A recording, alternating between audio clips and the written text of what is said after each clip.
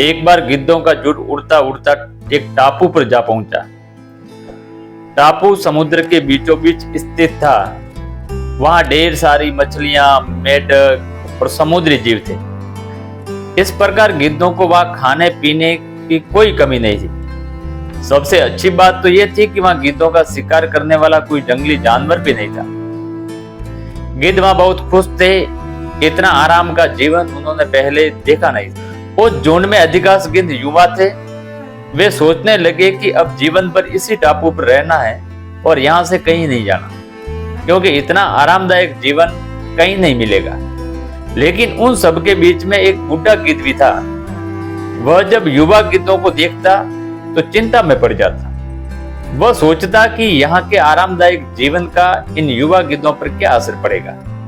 क्या ये वास्तविक जीवन का अर्थ समझ पाएंगे? यहाँ इनके सामने किसी प्रकार की चुनौती नहीं है, और ऐसे में जब कभी मुसीबत इनके सामने आ गई तो ये कैसे उनका मुकाबला करेंगे? बहुत सोचने के बाद एक दिन बूढ़े गिद्ध ने सभी गिद्धों की सभा बुलाई। अपनी चिंता जताते हुए वह सबसे बोला, इस टापू में रहते हुए हमें बहुत दिन हो गए हैं, और मेरे विचार से अब हमें वापस उसी जंगल में चलना चाहिए जहां से हम आए हैं। यहाँ हम बिना चुनौती का जीवन जी रहे हैं, और ऐसे में हम कभी भी मुसीबत के लिए तैयार नहीं हो पाएंगे। युवा गिद्धों ने उनकी बात सुनकर भी अनसुनी कर दी। उन्हें लगा कि बढ़ती उम्र के असर में बूढ़ा गिद्ध सड़िया गया है, इसलिए ऐसी बेकार की बातें कर रहा है।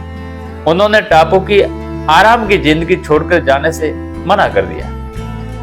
बूढ़े गिद्ध ने उन्हें समझाने की कोशिश की, तुम सब ध्यान नहीं दे रहे हैं कि आराम के आदी हो जाने के कारण तुम लोग उड़ना तक भूल चुके हो, और ऐसे में मुसीबत आई तो क्या करोगे?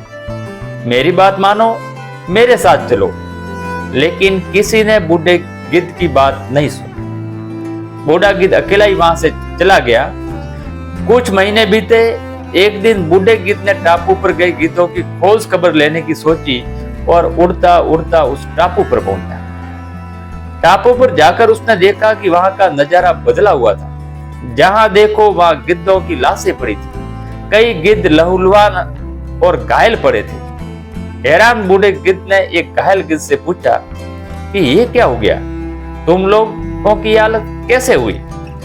घायल गिद्ध ने बताया कि आपके जाने के बाद हम इस टापू पर बड़े मजे की जिंदगी जी रहे, लेकिन एक दिन एक जहाज आया और उस जहाज से यहाँ चीते छोड़ दिए गए। शुरू में तो उन चीतों ने हमें कुछ भी नहीं किया, लेकिन कुछ दिनों बाद जब उन्हें आभास हुआ कि हम उड़ना भूल चुके हैं, हमारे पंजे और नाखून इतने कमजोर पड़ गए हैं कि हम तो किसी पर हमला भी नहीं कर सकते और न ही अपना बचाव कर सकते, तो उन्होंने हमें एक एक कर मार कर खाना शुरू कर दिया, और उसके ही कारण हमारा ये हाल है। शायद आपकी बात मान लेते तो हमें यह फल नहीं भोगना पड़ता। इस कहानी से हमें यह शिक्षा मिली है कि अक्सर कंफर्ट जोन में जाने के बाद उससे बाहर आ पाना मुश्किल होता है, और ऐसे में चुनौतियों आने पर उसका सामना कर पाना आसान नहीं होता।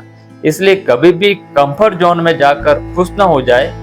खुद को हमेशा चुनौतियां देते रहे और मुसीबतों के लिए तैयार रहे, तब आप चुनौती का सामना करते रहेंगे और हमेशा आगे बढ़ते रहेंगे।